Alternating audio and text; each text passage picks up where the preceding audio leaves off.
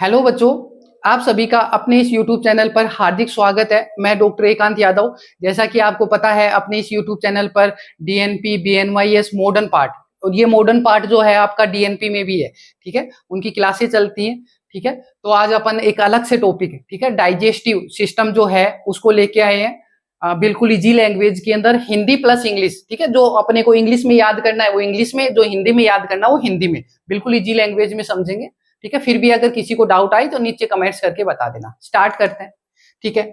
Digestion या फिर absorption, ठीक है, पाचन और अवशोषण। भोजन सभी सजीवों की प्रमुख आवश्यकता जिसमें कार्बनिक अकार्बनिक पदार्थ उपस्थित होते हैं। अपने को पता है जो भी जिंदा होता है वो सारा का सारा खाना तो खाएगा ना, जिसमें अपन कार्बनिक पदार्थ भी होते हैं और अकार्बनिक पदार्थ दोनों उपस्थित हो सकते हैं, ठीक है। अगली बात करते हैं न्यूट्रिएंट्स, पोषक तत्व, ठीक है। अपन जो खाना खाते हैं उस खाने के अंदर कौन कौन से पोषक तत्व होते हैं। अब अपने को पता है दो प्रकार का, एक तो दीर्घ पोषक तत्व होता है और दूसरा क्या होता है, लघु पोषक तत्व होता है। दीर्घ दीर्घ का मतलब क्या होता है, जो बड़े होते हैं, ठीक है, लार्ज होते हैं। अब लार्ज जो होते हैं तीन होते हैं, कौन कौन सा होता है, कार्बोहाइड्रेट होता है, फैट होता है और प्रोटीन होता है। कार्बोहाइड्रेट होता है, फैट होता है और प्रोटीन होता है। और दूसरा जो डिवीजन होता है वो क्या होता है, लघु पोषक तत्व। लघु पोषक तत्व के अंदर क्या होता है, विटामिन आता है, खनिज लवण आता है और साथ के अंदर लास्ट में क्या आता है, वाटर आता है। विटामिन, खनिज लवण और वाटर, ठीक है। उससे पहले, आगे बढ़ने से पहले अपन एक छोटी सी बात देख लेते हैं। बेटा ये दो दीर्घ पोषक तत्व होते हैं ना, इन दीर्घ पोषक तत्वों का पहले क्या होता है, डाइजेशन होता है, पाचन होता है, और पाचन होने के बाद में क्या होता है, एब्जॉर्बेशन होता है, अवशोषण होता है। ये चीज दिमाग में याद रखना। जबकि इनका जो होता है ना, पाचन नहीं होता। अब पाचन नहीं होगा तो सीधा क्या होगा सर, अवशोषण होगा। विटामिन का कभी भी शरीर के अंदर पाचन नहीं होता, सीधा क्या होता है, शरीर से अवशोषित किए जाते हैं। अपने आप में काफी इंपोर्टेंट लाइन है, ठीक है। फिर उसके बाद में दीर्घ पोषक तत्वों की बात करें तो दीर्घ पोषक तत्व के अंदर अपन ने देख लिया क्या, कार्बोहाइड्रेट अब और फैट। जो कार्बोहाइड्रेट फैट होता है ये दोनों शरीर के अंदर एनर्जी का प्रोडक्शन करते हैं, ऊर्जा प्रदान करते हैं। उसके बाद में प्रोटीन, प्रोटीन जो होता है अपने को पता है, अगर मान लो अपन हाइट नहीं बढ़ती तो अपने मम्मी पापा अपने को डॉक्टर के पास लेके जाएंगे। अब डॉक्टर जो होता है अपने को क्या खाने को देता है, प्रोटीन खाने को देता है। तो प्रोटीन क्या करता है, शरीर की ग्रोथ करवाता है, वृद्धि करवाता है, साथ के अंदर मरम्मत करता है, रिपेयरिंग करता है। और जो ये फैट होता है, ये फैट संचित होता है किसके रूप में, एडिपोज टिश्यू। स्किन के जस्ट नीचे क्या होता है, एडिपोज टिश्यू होता है, जिसके अंदर वसा संचित होता है। फिर उसके बाद में अगली बात करते हैं पोषण के प्रकार। पोषण के प्रकार ये कुछ नाम है, ठीक है, जो याद रख लेना, ठीक है, काफी इंपोर्टेंट है, पूछ लेता है।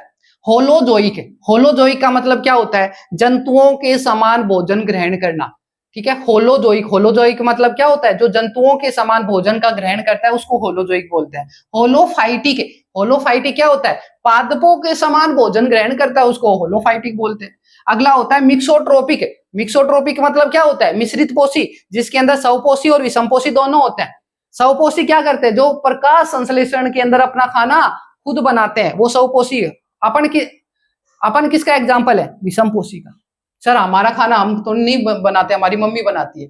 अब बेटा अपन खाते तो गेहूं की फसल होती है, ठीक है, गेहूं की फसल अपन थोड़ी उगाते हैं, लेकिन उसको बनाते थोड़ी है, ठीक है। अगली बात करते हैं युगलीना, पादप और जंतुओं के बीच की कड़ी। आप उस टाइम पे काफी इंपोर्टेंट था। अगला होता है अपृतभक्षी। अपृतभक्षी किसको बोलते हैं, मृदा कार्बनिक पदार्थ, सड़ी गली पत्तियों को खाने वाला, जो सड़ी गली पत्तियों को खाता है, एग्जाम्पल केचुआ, काफी इंपोर्टेंट है।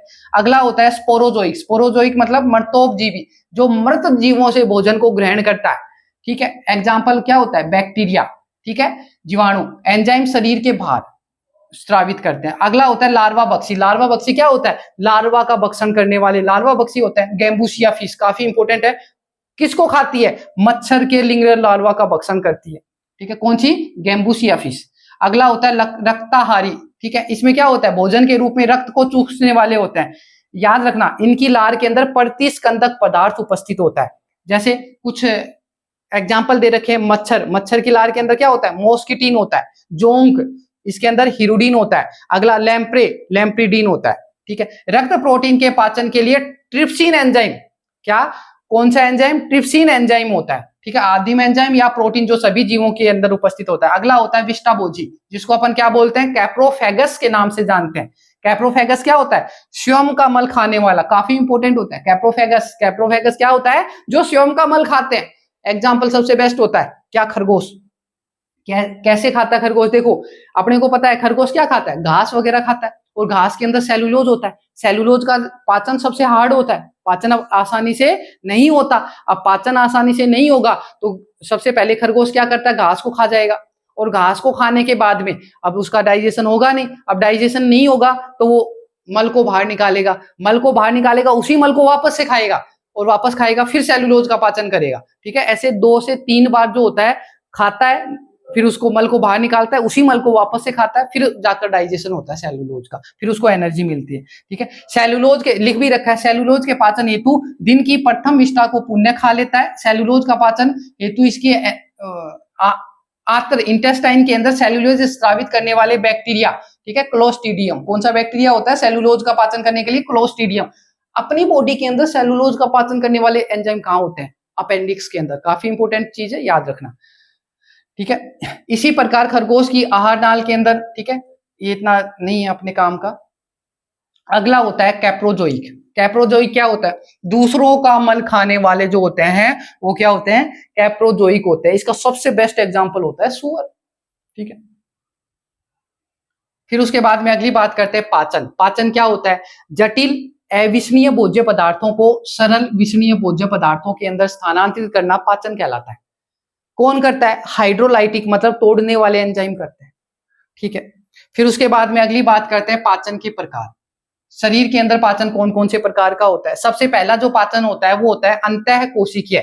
इंट्रा क्या है? इंट्रा सेलुलर, इंग्लिश में याद रखना, इंट्रा सेलुलर। कोशिका, इंट्रा मतलब कोशिका के अंदर होने वाला, कोशिका के अंदर पाचन की क्रिया होती है, उसको अपन क्या बोलते हैं? इंट्रा सेलुलर बोलते हैं। जैसे एग्जाम्पल देखो, प्रोटोजोआ, ठीक है, से ये अपने नहीं है।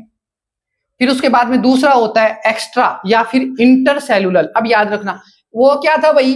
ये है इंट्रा, और ये क्या है? इंटर। इसमें क्या होता है? आहार नाल के अंदर होने वाला पाचन इंटरसेलुलर होता है। ठीक है, फिर उसके बाद में अगली बात करते हैं, तीसरा जो होता है वो होता है केमिकल, ठीक है, डाइजेशन। इसमें क्या होता है? एंजाइम की सहायता से होने वाला पाचन। अगला होता है यांत्रिक, बिना एंजाइमों की सहायता से होने वाला पाचन यांत्रिक होता है। यांत्रिक पाचन रासायनिक पाचन को सुगम बनाता है, भोज्य अणुओं को सरफेस एरिया बढ़ा देता है।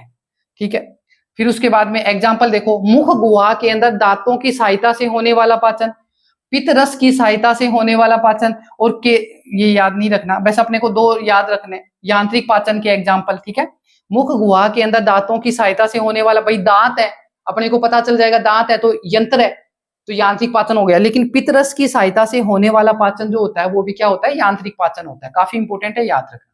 ठीक है, अगला होता है मानव पाचन तंत्र। ठीक है, अभी तक तो बिल्कुल इंट्रो था डाइजेस्टिव सिस्टम का। अब अगला जो स्टार्ट होगा वो होगा मानव पाचन तंत्र। यहां से अपना मेन डाइजेस्टिव सिस्टम ह्यूमन के बारे में पढ़ेंगे। ठीक है, आज के वीडियो के लिए इतना ही। मानव ह्यूमन डाइजेस्टिव सिस्टम अपन नेक्स्ट वीडियो के अंदर कवर करेंगे। ठीक है, ओके, धन्यवाद।